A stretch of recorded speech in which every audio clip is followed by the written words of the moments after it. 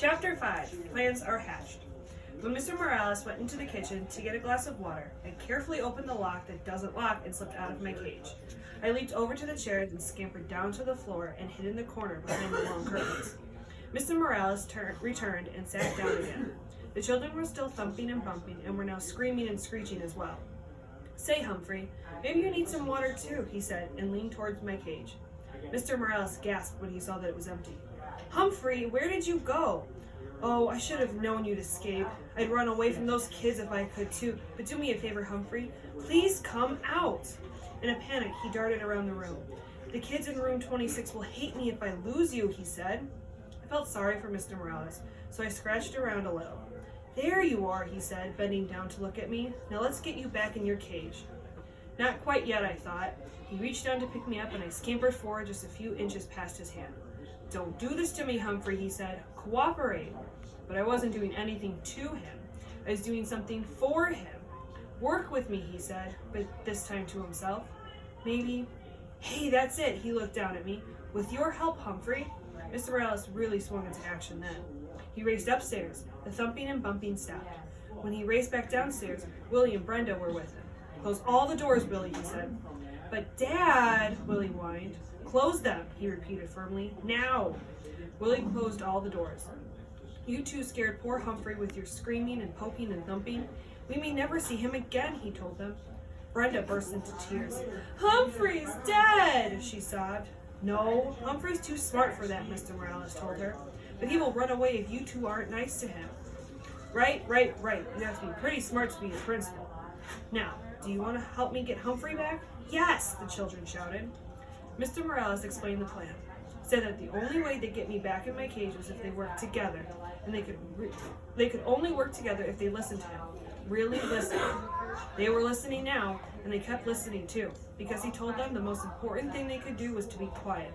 So they were quiet. "I'm pretty sure he's still in the room. Our job is to lure him back into his cage," Mr. Morales whispered.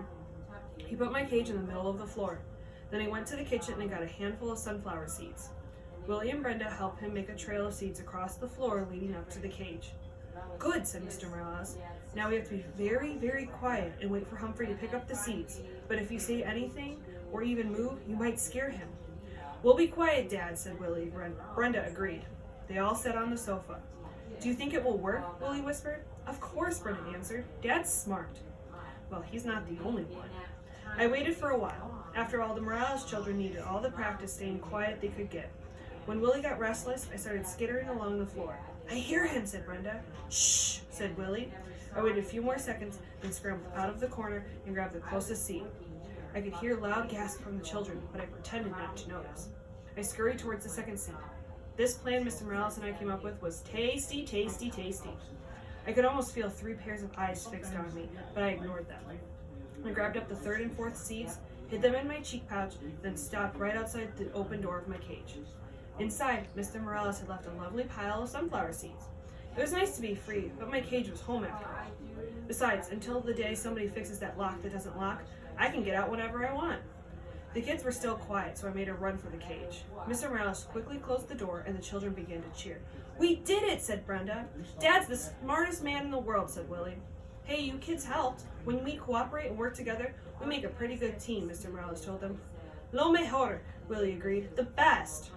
Mr. Morales squatted down and winked at me. Of course, Humphrey helped too. I'll say.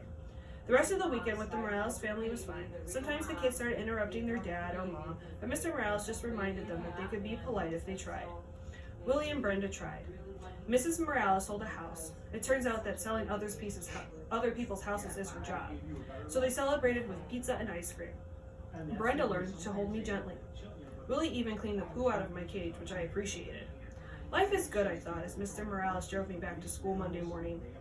Then I remembered Mrs. Brisbane, and how she said I was a troublemaker and she was going to get rid of me. "Humphrey, you're a true friend," said Mr. Morales as he carried my cage back into room 26.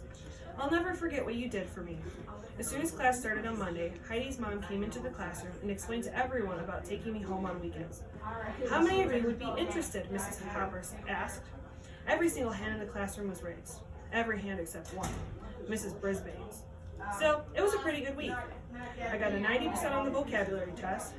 Well, let's say I got 100%. but she still didn't raise her hand even though she promised. And Aldo talked more and more every night.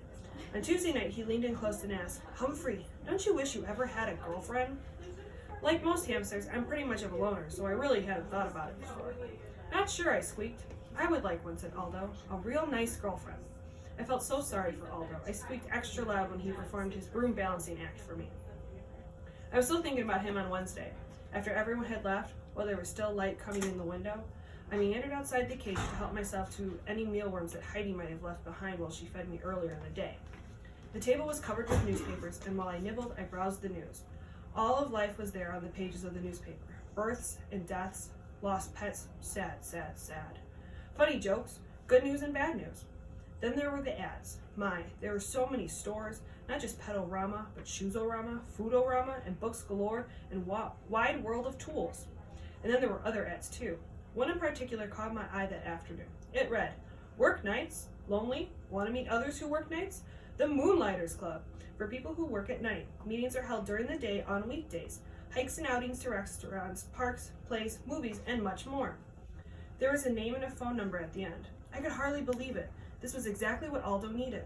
I could already see him, smiling and happy, going to the parks and plays with the Moonlighters Club and having a girlfriend.